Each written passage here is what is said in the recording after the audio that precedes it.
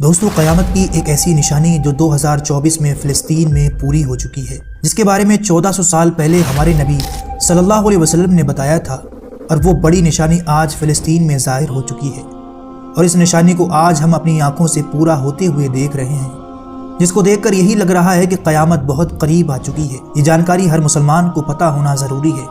آپ سے گزارش ہے کہ اس ویڈیو کو اینڈ تک ضرور دیکھیے۔ دوستو، فلسطین میں موجود بیت المقدس انبیاء اکرام کی سرزمین رہی ہے، جس کے بارے میں اللہ کے رسول صلی اللہ علیہ وسلم نے فرمایا کہ بیت المقدس اس روئے زمین پر تعمیر ہونے والی دوسری مسجد ہے، اور یہ مکہ مکرمہ اور مدینہ منورہ کے بعد مسلمانوں کے لیے تیسرا سب سے مقدس مقام ہے، جس کی طرف عبادت کی نیت سے سفر کرنا بھی جائز ہے۔ شروع میں یہ مسلمانوں کا قبلہ اول رہا، جس کی طرف رخ کر کے اللہ کے نبی صلی اللہ علیہ وسلم نے 17 مہینوں تک نماز ادا کی۔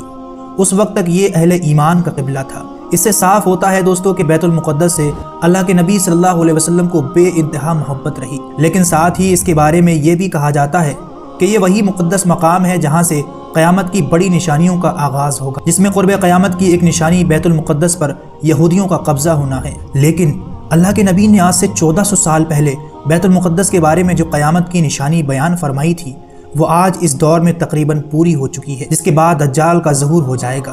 یاد رہے کہ اسرائیل کا فلسطینیوں پر حملہ کرنا اور بیت المقدس پر قبضہ کرنے کی کوشش کرنا ایک بہت بڑی تباہی کی طرف اشارہ ہے، جس کی آڑ میں وہ بیت المقدس کو شہید کر کے تھرڈ ٹیمپل بنانے کی تیاری میں ہے، جہاں ان کا مسیحا دجال آ کر بیٹھے گا، جو قیامت کی ایک بڑی نشانیوں میں سے ایک ہے۔ اسی لیے اسرائیلی یہودی ایک منصوبے کے تحت پچھلے 70 سالوں سے فلسطینیوں پر ظلم و ستم کر رہے ہیں۔ آج تک انہوں نے نہ جانے کتنے فلسطینیوں کے گھر اجاڑ دیے۔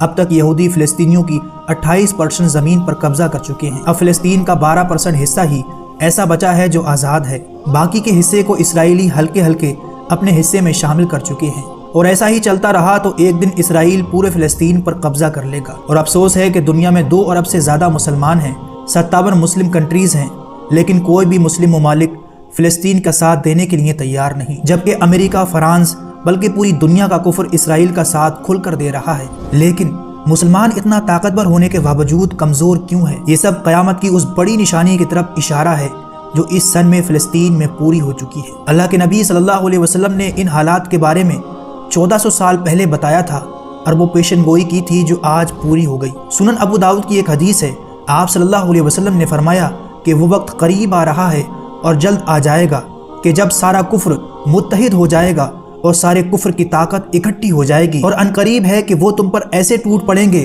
جیسے بھوکے کھانے کی تھال پر ٹوٹ پڑتے ہیں، اور ایک دوسرے کو دعوت دے رہے ہوں گے کہ آؤ تم بھی ہمارے ساتھ شامل ہو جاؤ، مل کر مسلمانوں پر حملہ کرو۔ صحابہ اکرام نے عرض کی، کیا اس لیے کہ ہم اس روز بہت تھوڑے ہوں گے؟ ہمارے پاس لڑائی کے لیے اسلحہ نہیں ہوگا، فوج نہیں ہوگی؟ اے اللہ کے رسول، فرمایا نہیں، بلکہ تمہارے پاس طاقت بھی ہوگی، فوج بھی ہوگی، اسلحہ بھی ہوگا، لیکن تم سیلاب کے جھاگ کے مانند ہوگے۔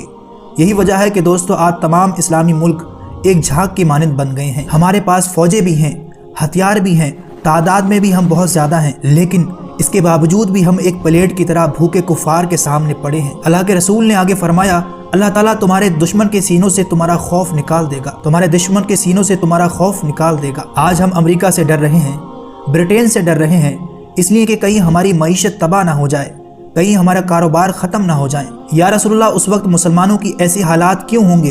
وہ ایسے حالات میں کیوں پہنچیں گے؟ مسلمان اتنے کمزور کیوں ہوں گے؟ آپ صلی اللہ علیہ وسلم نے فرمایا، وہ دنیا سے محبت کریں گے اور ان کے دل میں موت کا ڈر ہوگا۔ یہی وجہ ہے دوستو کہ اللہ تعالیٰ نے ظلم کے خلاف جہاد کرنے کا حکم دیا۔ اسلام کا ایک حصہ جہاد ہے، لیکن ہم نے جہاد کو چھوڑ دیا کیونکہ ہمیں موت سے نفرت ہو گئی ہے، ہم دنیا کی محبت میں کھو گئے ہیں۔ یہی وجہ ہے کہ مسلمان اتنا کمزور ہے۔ آج ہم دور بیٹھے صرف تماشائی بنے ہوئے ہیں۔ آج ہمارے دلوں سے فلسطینیوں کے لیے احساس ختم ہو گئے ہیں۔ یاد رہے کہ اللہ کے نبی صلی اللہ علیہ وسلم نے فرمایا، ایک مسلمان دوسرے مسلمان کا بھائی ہے اور ایک جسم کے مانند ہے۔ آخر میں دعا ہے کہ اللہ ہمیں اس فتنے سے محفوظ رکھے۔ امید کرتے ہیں یہ انفارمیشن بھرا ویڈیو آپ کو پسند آیا ہوگا۔ اگر اچھا لگے تو اسے لائک اور اپنے دوستوں کو ضرور شیئر کریں۔ ہماری اگلی ویڈیوز آنے تک اپنا اور اپنوں کا بہت خیال رکھیے گا۔ جب تک کے لیے اللہ حافظ۔